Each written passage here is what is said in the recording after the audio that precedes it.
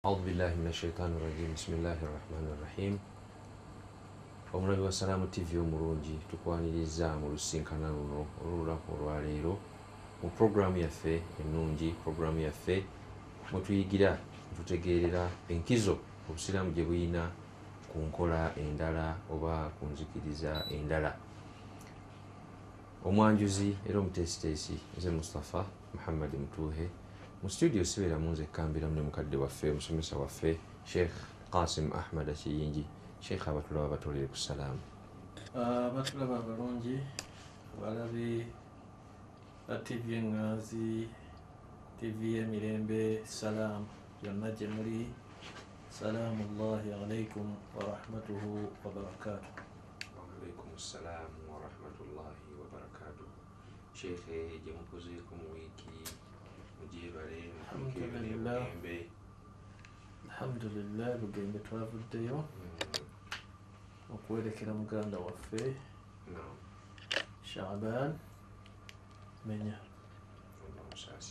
Allah amusaasire amwanguyiriza olugendo naffe bwe tuliba tulukutte abeere nga amwanguya. Allahumma amiin. Mpozzi omulabi bw'oba ojjukira bulungi puroguramu eno gye yatandikira Sheikh Shaaban yali omukubiriza waayo era okusaalirwa kw'amaanyi.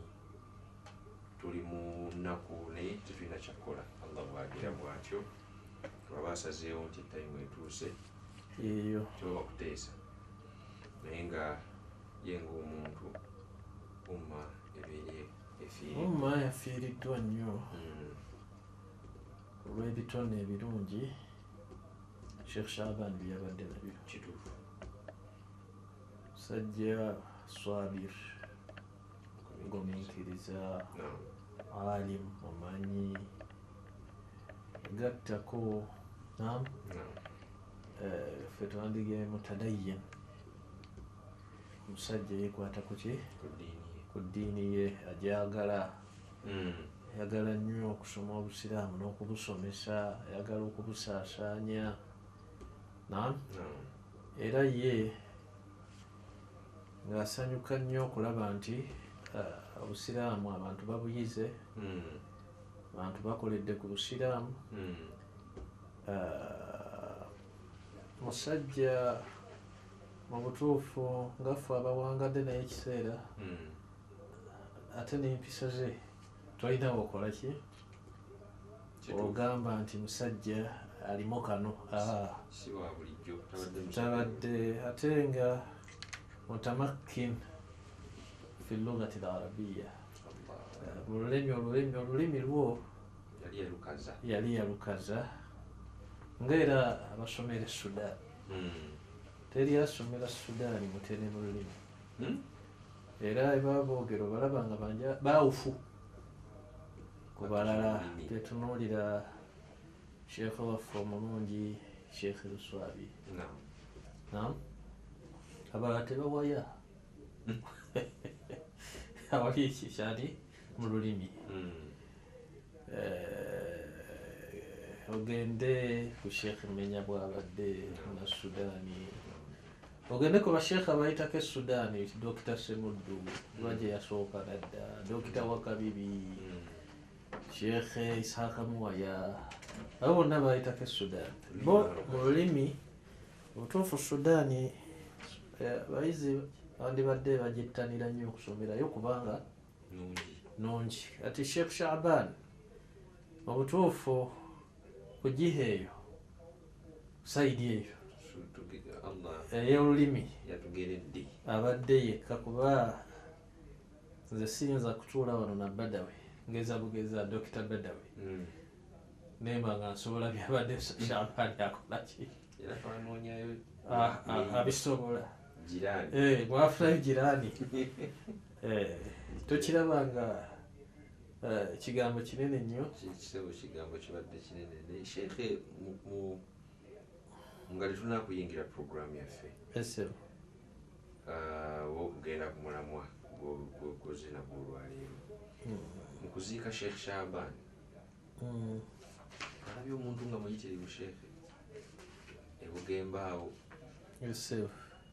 abatambulatambulako emmoroka zaali ziva ku luguudo kuba zikola jaamu ku lunaku olutaaliko jaamu kitegeeza nti abantu abaziika Sheikh Shaban baali bangi anti kiba kyakuyiga ki ekiri ku kabonero akalaga husnul khatima omuntu enkomerero ebadde nnungi era mu bigambo Sheikh al-Islam Ibn Taymiyyah bye yayogeranga ti nga addamba mu butadia bazuula mu busiraamu bebaga nti enjawulo wakati waffe nammwe lwe lunaku lwe tulifa omuntu bw'aba mu butadia fasik mwononefu abantu tebatamma tebafaayo naye omuntu bw'aba mulongoofu sunni oyinza obutamanya bunene bwe nga mulamu gwe tunuulira basunni bonna eba bafudde sebe naakalabako wastaghrabtu neewuunya Sheikh Abdul Karim Sentamu tunuulira bamuziika Sheikh Abdul Hakim Sekimpi tunuulira lunaku lwe yafa Sheikh Kirevu tunuulira olunaku lwe yakola ki lwe yafa twaziika taata wa muganda waffe munna hadith Sheikh Zakaria Masaka eyo naye omusajja yalira amathiira lahu mu kwagala obusiraamu n'obukolerako naye bw'otunuulira abantu abamuziika baava eno n'eyo ako kabonero akalaga husnul khatima enkomerero nnungi ate otunuulire abamuziise bebano abaleeta bukyanisi ne baga nti tubusuuleyo bantu bonna abavunanyizibwa abawalimu ate ng'era olaba mu byenyi byabwe alhuzun wataathur bonna banakuwavu banyoleddwa bimauti akhihim olw'okufa ate wamu n'ekyo ekikwewuunyisa emyaka gy'abaddemu yazaalibwa 72 kitegeeza myaka 4 giba myaka mito nnyo naye abantu abaza okumuziika nga bayitirivu ate bantu bavunaanyizibwa ekyo nekikulaga nti mu butuufu ayinza okuba mu bantu Allah be yagaye nti ya ayatuha an-nafsu al-mutma'inna irji ila rabbiki radiyatan mardiya olwekyo ekigambo kya Sheikh al-Islam Ibn Taymiyyah tukitwale nti kikulu akabonero wakati waffe ne bamubtadia n'abalala yawmul maut olunaku omuntu lwafa alina enkomerero ennungi Shaban twali naye Bugembe yatuli wansi ebibiina 2 era nga talina ttabu bamusajja mulungi n'agenda n'asoma Sudan nadda naye toyinza musangako nti yalimu kino kyonna ekikyamu oba okumuwulirako kati hatha indalla ala shay bwe kiba kiina kyekiraga kiraga nti yabadde musajja mulungi ate ne hadithi omuntu gwe bayogerako ebirungi nabbi n'aga nti wajabat kikakase bayisawo janaza y'omuntu ne bamwogerako bulungi tabinaga wajabat ne bayisaawo endala ne bamwogerako bibi nabbi naga wajabat kikakase baswaba ne batakitegeera nabbi sallallahu alayhi wasallam kikyagenderera mu wajabat kikakase n'agamba nti oli gwe mwogeddeko obulungi wajabat lahu ljanna ejja nemukakaseeko ate oli gwe mwogeddeko obubi wajabat alayhi nnar omuliro gumukakaseeko antum shuhadau llahi fi l-ard kitegeeza ebigambo byetwogera ku bantu nga bafudde bikakata mwe bajulizi ba Allah ku nsi kyoba olaba nti hadisi y'ekitiibwa nabbi Muhammad al-amru erimu kulagira oda udhkuru mahasina amwatikum wakuffu an masawihim mwogere ebirungi ku bafu ebimukole eki mubisirikire n'olwekyo insha allah sheikh tumusabira ate omuntu bw'aba afudde kino abantu balina okukiyiga tetulina kyetuyinza mumukolera okuggyako okumusabira assadaka okumusaddaakira nakyo kiyamba omufu ekyo bila khilaafu okumusabira n'okumusaddaakira tekiriimu njawukana kati ne muyingiramu alhajji waba teyakola hijja musobola omukolera hijja naam al umra musobola omukolera umra kati madhhabuna amadhibu agaffe والذي رأينا أنه هو الصحيح لا تتوالى بانت تشوف الدلاء أي قربة والعبادة ينا omuntu gyakola n'agitonera kaŋŋambe kutonera ihda nam n'agiwa muganda we omusiraamu hayyan au mayitan kakamaleyo nga mulamu oba mufu nafaatuhu emuyamba kati gwe n'osalayo eswala raka bbiri binniya ng'enniya empeera zigende wakasi mu kingi oba kimu kyakubiri oba bibiri byakusatu oba kimu kyakuna oba kimu kyakkumi entuukako kubanga ogwo mulimu gwo bwe guba gugwo oli wa ddembe kati bwetusalawo netugaa tukuŋŋaanye tusome Qur'an bwe mukuŋŋaana embeera zigende ewa ekyo tekirina buzibu idha lam yutakhadhu aada kasatefuuka nkola tituyina wa la yakuna ala amd kati mukigenderedde bwe bulombolombo bubiri neŋŋamba sheikh kiyingi kuba bwe munaakifuula ada oba bwe munaakifuula nam bwe munaakuŋŋaana ala amd munaba mukifaananyiza almashhur ekyalagirwa mu busiraamu naye kati ngaffe wano si kyekituleese oba tuze kumanyagana mu lukiiko lwa kikalu erutuleese netugaa tusabire ne ku bakadde baffe netutagifuula nkola netugaa tusome ne Qur'an empeera tuziweereze ekyo tekirina buzibu ala sahih ekyo indanala ewaffe nedda hatta imam ahmad yakigaana bwe kiba bwe kityo ne ba imma sabiquna bonna abakulembe hatta ga madhibu ga imam shafi ate namdowooza ne malik adyaqul madahib fi hadha mafunda nnyo ku nsonga eyo manyi we gabeerera amafunda aga shafii go gagamba nam nga bw'oba osomye mu tafsiri ibn kathir titokkirizibwa kutonera mufu ibaada yonna ye yakiggalawo olwa aya wa an laysa lil insani illa ma saa omuntu agenda kufuna okuggyako kyeya takabanira kyeyakolerera wa anna sa'yahu sawfa yura kyeyakolera kyonna wakukiraba kati bo ne bagaa nti katonda yakomeka nam ne basembesa ne hadisi idha mata ibnu adam hadithi abi huraira fi muslim omwana adamu bw'aba avudde mubulamu buno obwensi inqata amaluhu illa min thalathin emirimu gye gikutukawo okugjako emirimu emeka sadaqatun jariya nam saddaaka ekulukuta nakyo tetukyogeddeeko omufu abafu bammwe bwe muba mubwagala mubakolere awukaafu oteekewo ekizimbe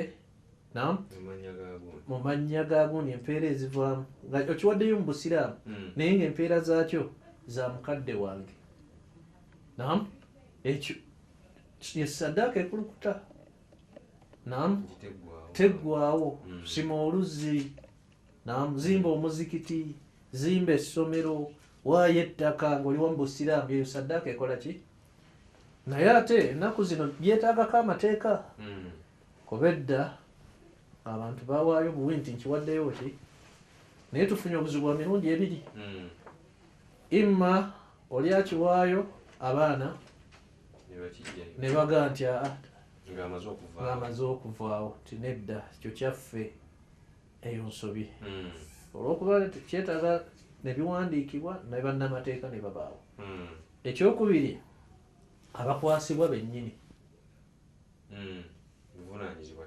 abasinga bwe bakwasibwa kiba si kya busiraamu wabula agamba kiki bwe bakikwasizza naye nga kikulu sadakatun jaariya saddaaka ekulukuta nkulu nnyo nnyo nnyo nnyo hatta ebitabo byayirimu bw'oba obisomye musanafu Abdurrazaq musanafu Ibn Abi Shayba kutubul fiqh ebyabakulembera byonna bitulaga nti tewali mbakulembera yafa nga alinawo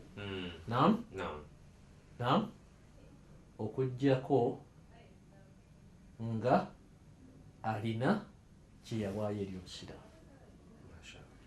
Ku nsonga eyo nabadde waliwo yansaba okumusomesa ekitabo ekiyitibwa Ahkamul Janaiz ekya Sheikh Albani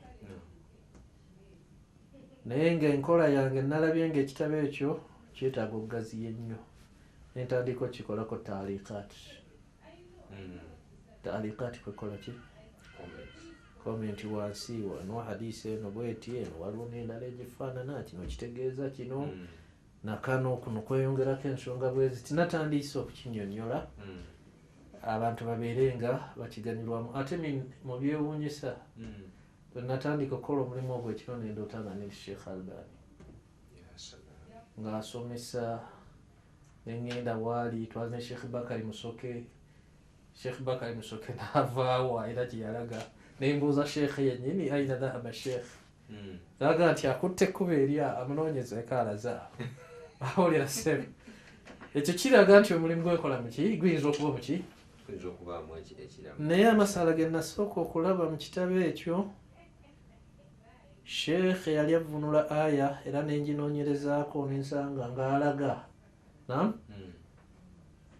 kutiba alaikum hadisi aya eno erimu okulaga nti intaraka khairan omuntu yenna bw'aba alese eki ebirungi bakitegeeza alkhairu huna almaal balaganga Sheikh yalaga nti teeka bw'oba oyina ssente olamire ku booluganda bo ku byobugagga bo teeka yajibu bwe yagamba yajibu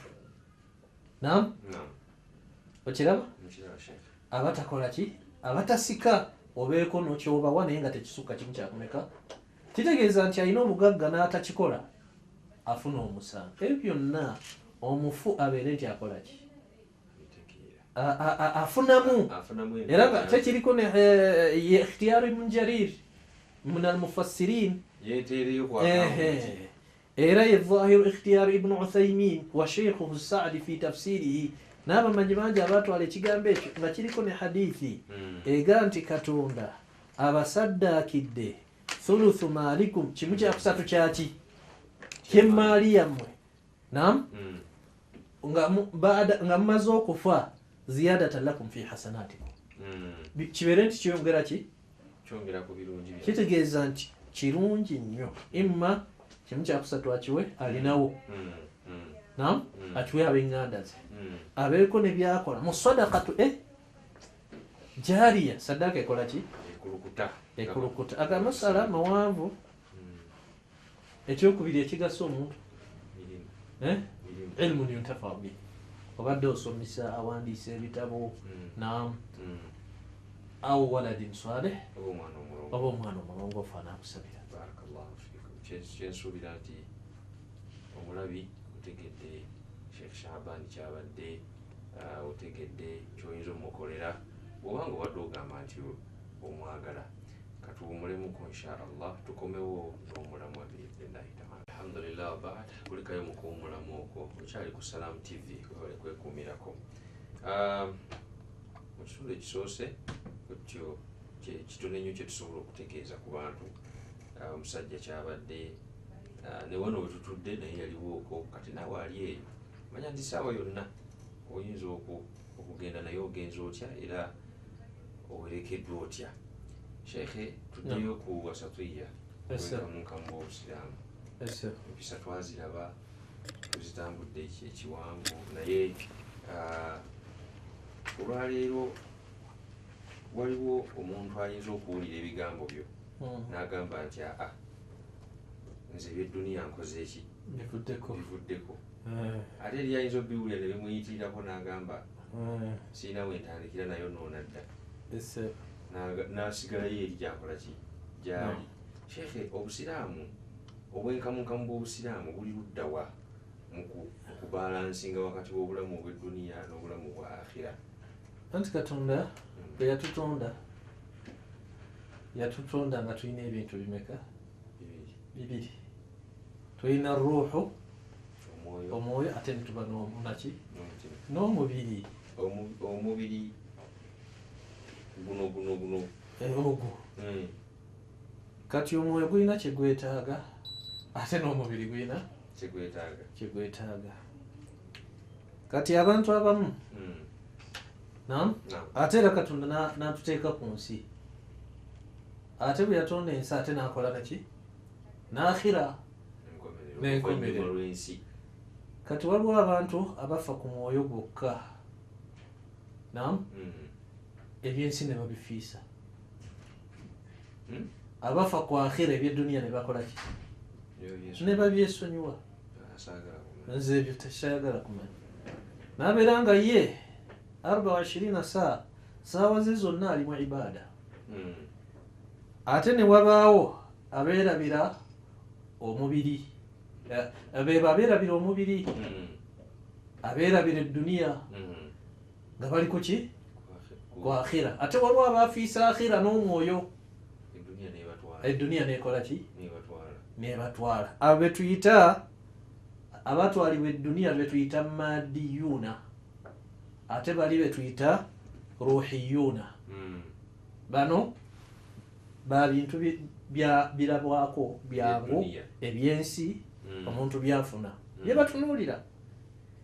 Era ku byensi tombuulira kirala, tombuulira ti Katonda yakutonda ayagala obeere bwoti, ayagala omusinze, ayagala akulabeko mu muzikiti, ayagala obeere wa mazima. La hum yanzuruna ila waqi alhaya, beba madiyun. Buli kimu alaba ki kyakola ki?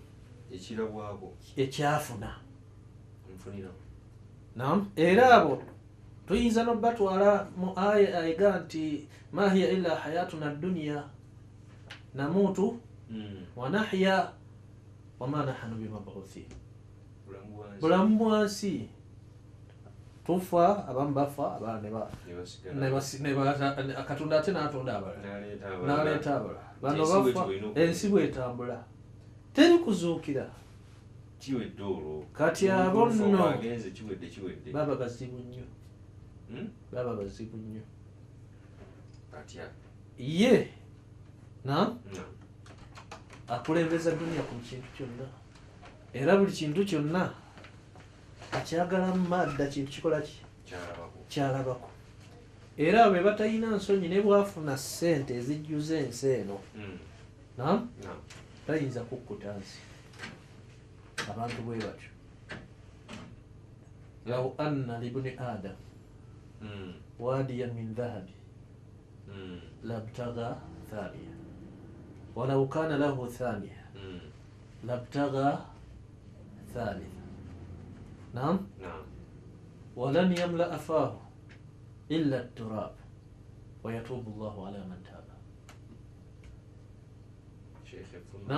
Omwana Adamu, beebo Katonda bayogerako nti omwana Adamu singa abeera n'olusenyi lulambe olwa zaabu.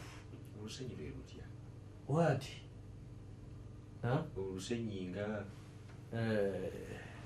bwe tulaba ekisaawe, olusenyi ndowooza era kiva mu kisenge. Eri abaana abazaalibwa mu kibuga no batamanyi bwogera olusenyi. Nambe ntya kati ssebo ekyererezi nga kigazi. Tulwali kyakulabirako kya kisaawe, ng'ekisaawe n'okweyongerayo. Yandinoonyeza wadi yanthani, olusenyi olwokumeka? Olwokubiri. Singa abeera n'olwokubiri yandinoonyeza olwokumeka? Olwokusatu. Naye Allah aga nti omwana Adamu omumwa guno teguyinza kukkuta dduniya abadan. Wala yamla afaahu illa turab. Adamu ani ayogerwako wano naam nti buli mwana Adamu yenna tayinza bwatyo Katonda bwe yatutonda naye ate oli bw'atabamu elementi ya akhira ate ye kikola ki kiyitirira walan yamla afaahu okujjako ng'afudde ne bamuziika mu ttaka kyekiyinza okujjuza ki okiyinza okumukkusa naye wa yatuubu llahu ala man taaba Katonda addiramu ababeera beenenyezi yatuubu llahu ala man taaba Allah addiramu abeenenya kitegeeza nti abantu bajagala nnyo naam wa innahu lihubbi lkhairi la naye bwekyegattamu okuba nti maadiyo atunuulira duniya eno yokka gyakulembeza Allahu akbar ababeera muzibu atta naam akutula oluganda buli kibi kyonna akikola kuba ye amanyi okusanyuka kwe kuli kuki ku nsi era ayagala aleka taarikhi ebyafaayo nga bimwogerako bw'aba mufuzi ayagala bamwogereko naam ti yali asinga obugagga ye yali asinga buli kimu naye nga oluusi ne bakulembera nga bali muki mu buzibu kati bwe bulamu obwaki waliwo abatunuulira edduniya bwe batyo ate ne wabawo ruhaniyin abeesonyiwa ki ensi tobabuulira hayatuhum obulamu bwabwe bwonna bwa ibaada kwerumya tobabuulira kuwasa tobabuulira kulya bulungi tobabuulira kwambala bulungi tobabuulira kyomuntu akola edduniya bakola ki bagita naye ate obusiramu tebuli ku bano oba ku bano wabula bwagala omuntu ensi kuba Katonda yagiteekako n'atuwa n'omubiri naam tugulabirire ate n'akhira tulina okukola ki kyova olaba nti aya yagamba wabtaghi fima ataaka Allahu ddara al akhira wala tansa nasibaka min adduniya Katonda byeyakugemulira byeyakuwa naam binoonyemu ddara al akhira enkomerero ennyumba ey'enkomerero Katonda yakozesa ddaara n'atakozesa baiti kuba Oluwarabu omanyi tuli Bawarabu twawulawo wakati wa ddaaru ne baiti ddaaru eteekwa okuba nga masikuuni esulwamu ate baiti yennyumba esulwamu oba tekola ki oba kifulukwa kyonna tusobola okiyita baiti naye la yuqaalu daaran naam okujjako ng'ekola ki wala ni'ma daaru lmuttaqiin Katonda kye yakozesa kujjana talina wa naam ni'ma daaru muttaqiin nungi gero ennyumba yaki yabatya Allah watilka ddaaru l akhira eyene ennyumba yaki naj'aluha lilladhina la yuriduna uluwan fil ard bakitegekera abataagala kwekuza muki mu nsi so ruhaniyin naam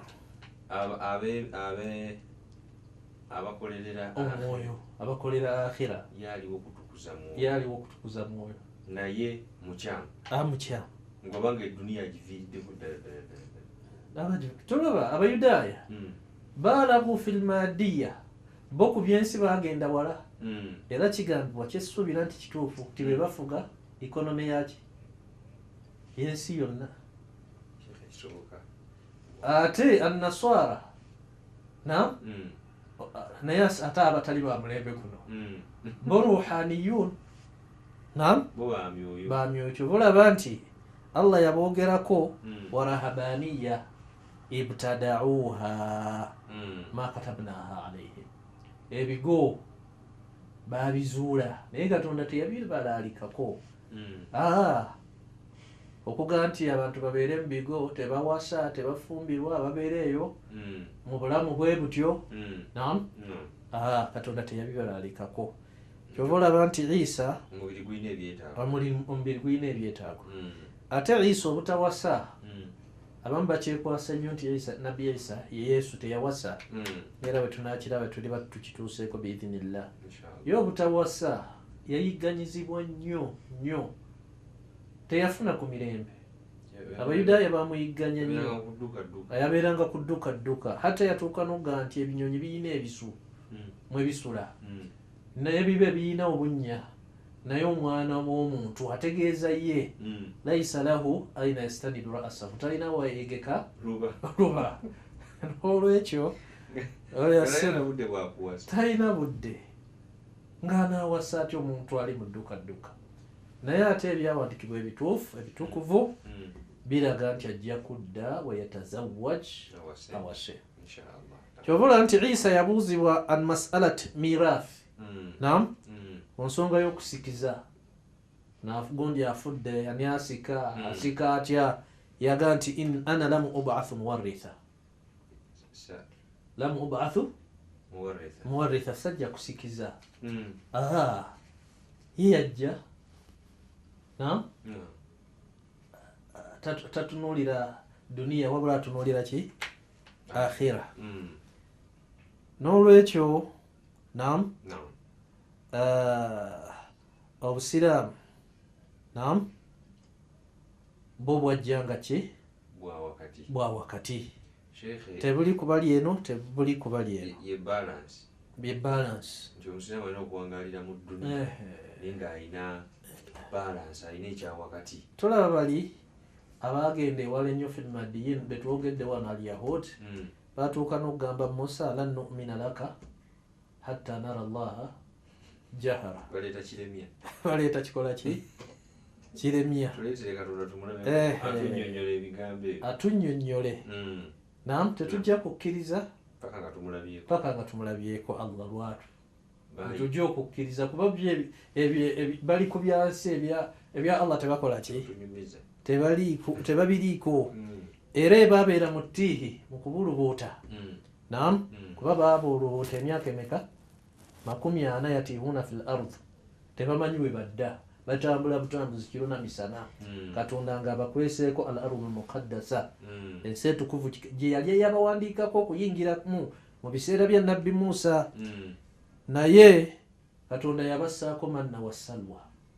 Ebyokulya ebiwoomu eby'omujjana. Kimu kiyitibwa man, kirala kiyitibwa salwa.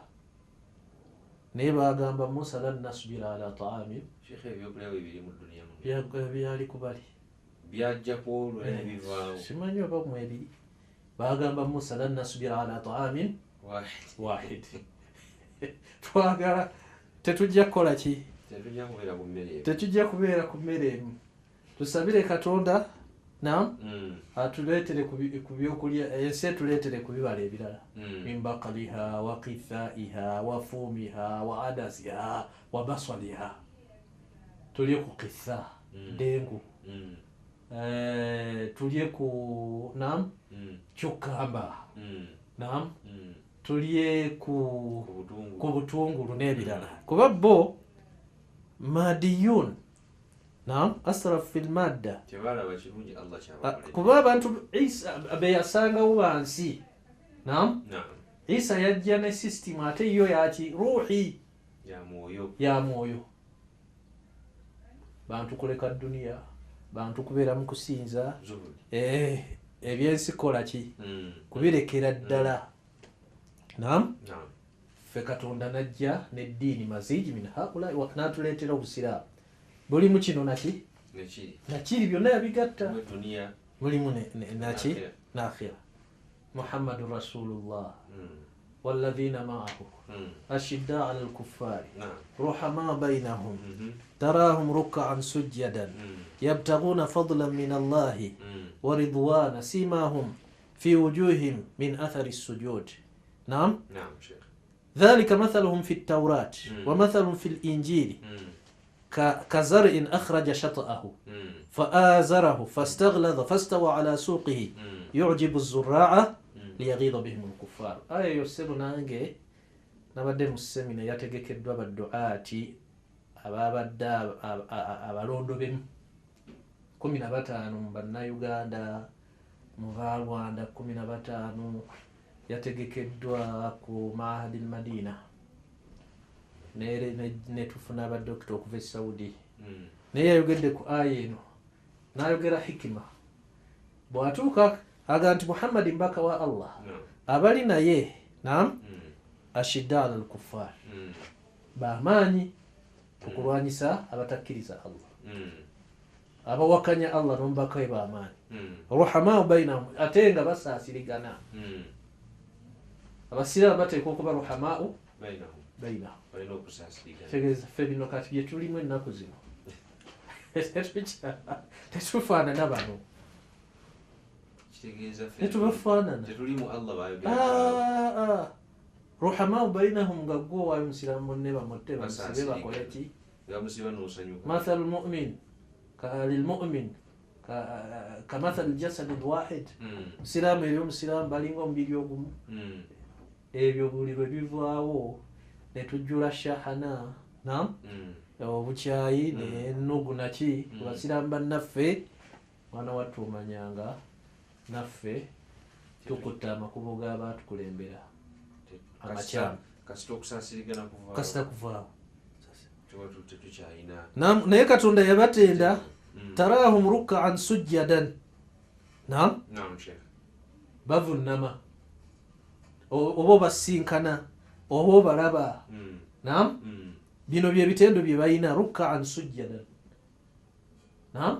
bavunama amakulu basaala bavunama ne bakutama oba bakutama ne bavunama yabtaguna fadla min Allahi wa ridwana banoonya Allah ebyengero bya Allah n'okubasiima sheekhe abadde dokitaani yali mulamuze Makka yayogedde ku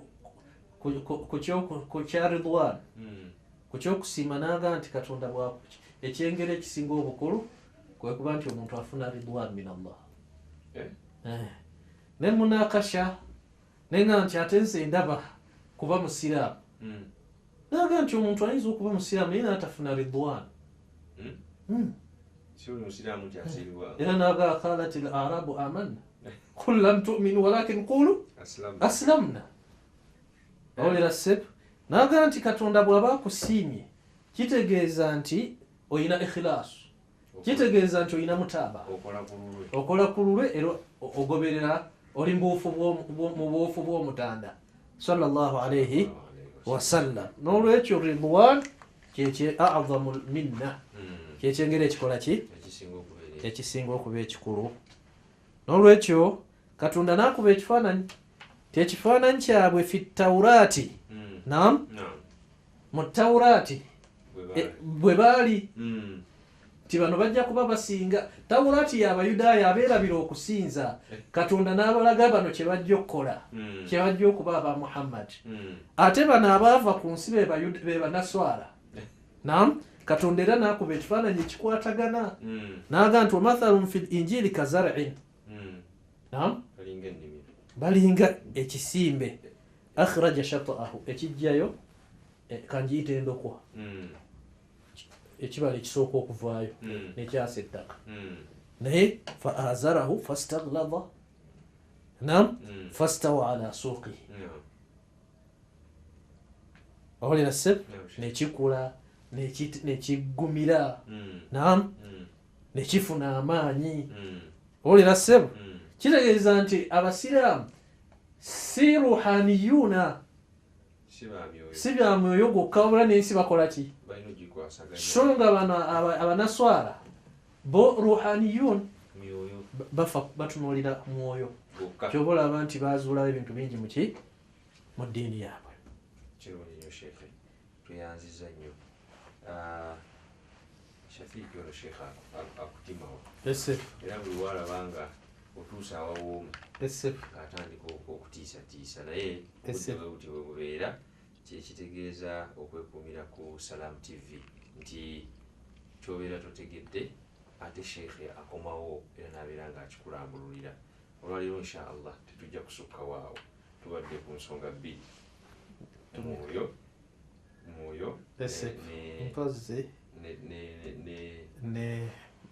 madi mpozi akasembayo madrasa essomero lyaffe Wasiila Junior School ewegundi mu Lusanja ku muzikiti Masjidi Taqwa nalyo gyeriri kuba ku simu eno 0703 012862 obeere nti owandiisa omwana wo nassale P1 paka ku P4 kirungi nnyo tubeere nga kusomesa abaana eddiini abaana musomesa edduniya byonna tubigatta essebo temuli bamaadiyuuna temuli ruhiyun barakallahu essebo inshallah olwaleero tujja kusukka bwawo tuddemu olundi inshallah olunaku olulala sigala ku Salaamu TV. Assalamu alaikum warahmatullahi wabarakatuh.